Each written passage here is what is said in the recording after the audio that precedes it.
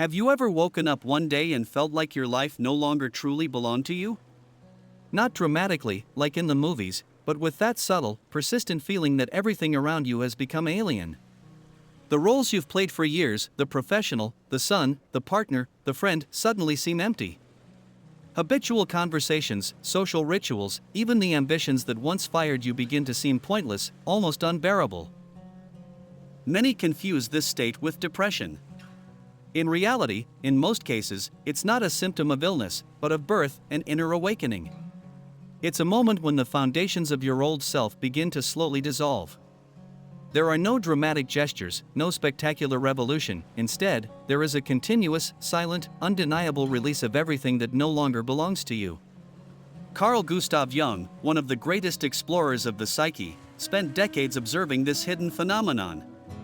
His most powerful insight is that authentic spiritual growth does not come from accumulating knowledge, techniques, or achievements. On the contrary, it manifests in letting go. It is a process of undressing. You remove, not add. You renounce what you are not, and what remains is your essence. In this holistic strategy video, we'll explore the 5 things spiritually awakened people gradually stop doing as their transformation progresses. These aren't mind-imposed choices, nor are they premeditated strategies. They are spontaneous internal metamorphoses, like a seed sprouting following a natural impulse. Stay with me until the end, because the 5th renunciation is the most surprising. It's the one almost no one thinks about, but it can truly change everything.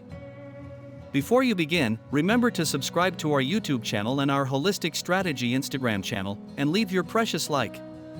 This will help us create new content. Now let's get started. 1. Let go of the hunger for approval. The first step on this journey is one of the most liberating, the dissolution of the need for approval. For years, almost without realizing it, we live like actors on an invisible stage. Every gesture, every word, every decision is calibrated to gain recognition, applause, validation. Approval is our oxygen. But when awakening begins, this oxygen turns into poison. Not because others stop loving us, but because our soul no longer needs that dependence. It's as if we develop an allergy. What once nourished us now oppresses us. Jung observed this phenomenon in many patients.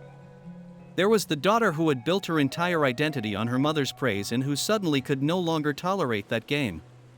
There was the professional who lived for the next promotion and who, from one day to the next, discovered he no longer cared.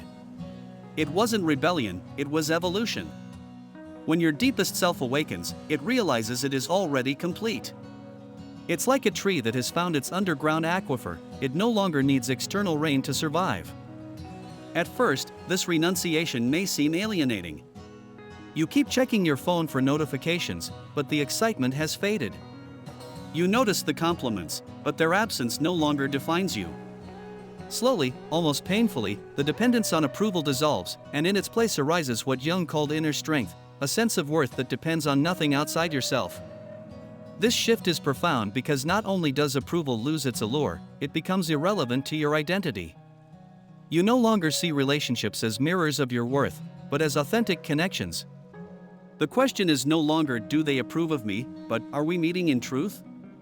When this happens, even silence and disagreement are no longer frightening. Your existence is no longer in question. 2. Let go of the need to be special. Closely related to the need for approval is the need to feel special. At the beginning of many spiritual journeys, people fall into the trap that Jung called the illusion of grandeur. They believe that awakening makes them superior, chosen, extraordinary. It's a subtle way for the ego to survive in new forms. But over time, this habit becomes suffocating. The ego wants to be special, but the soul longs to be authentic. As the awakening deepens, the drive to prove your uniqueness fades.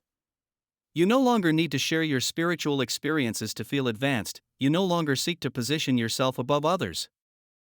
Paradoxically, the more you stop wanting to be special, the more your authentic individuality shines. It's like a flower that blooms not because of applause, but simply because it's its nature. Jung emphasized that the need to feel special often stems from the fear of being ordinary. Yet, when ordinariness is fully embraced, it becomes extraordinary. By letting go of this illusion, people discover a more intimate relationship with life itself. They no longer have to be above others, because they see how the sacred expresses itself in every life, in every story, in every daily moment. True uniqueness lies not in comparison, but in presence. 3. Stop pretending happiness. Perhaps the most striking change is this: stop faking happiness. Awakening doesn't mean being radiant with light every moment, it means living fully in truth. And truth includes joy and pain, clarity and confusion, expansion and contraction.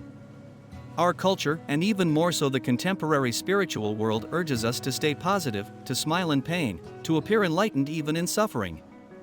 Jung called all this the mask, another form of falsehood. True awakening strips away that mask. You begin to allow yourself to grieve openly, to admit confusion, to feel anger without shame. You no longer skirt reality with cliches like everything happens for a reason. You embody the paradox: you can trust life and simultaneously feel loss, you can seek wisdom and admit you don't know. It's frightening at first, but it leads to a more authentic life, where inner state and outer expression finally coincide. This release from false happiness also deepens your compassion for others. When you no longer hide your own struggles, you stop expecting others to hide theirs. Relationships shift from acting to presence. You discover that true connection doesn't come from pretending to have everything under control, but from sharing the vulnerability of being human. In Jung's terms, this is the moment when even pain becomes a source of truth rather than something to be hidden. 4. Abandon the obsession with certainty.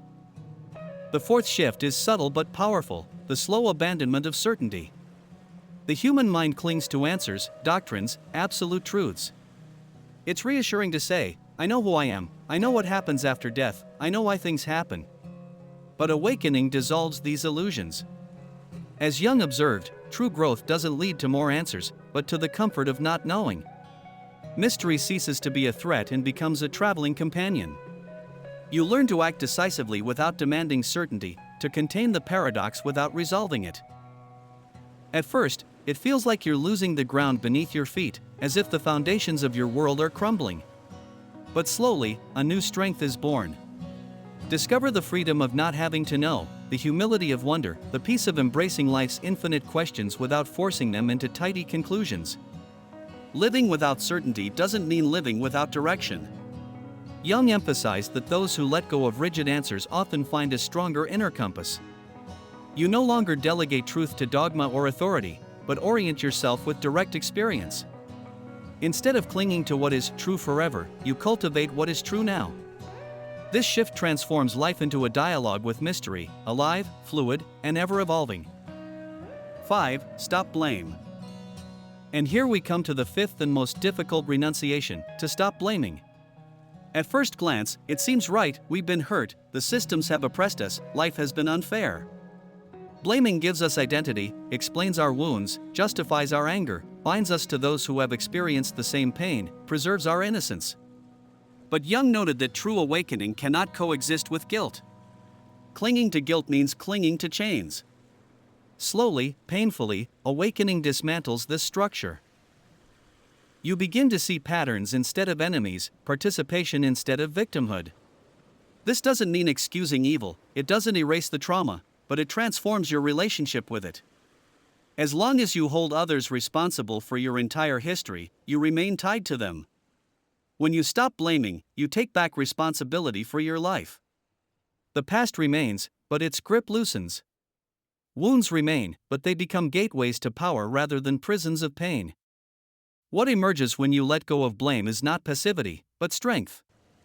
Jung believed that when people stop identifying as victims, they awaken to a deeper responsibility, the recognition that even wounds can serve growth.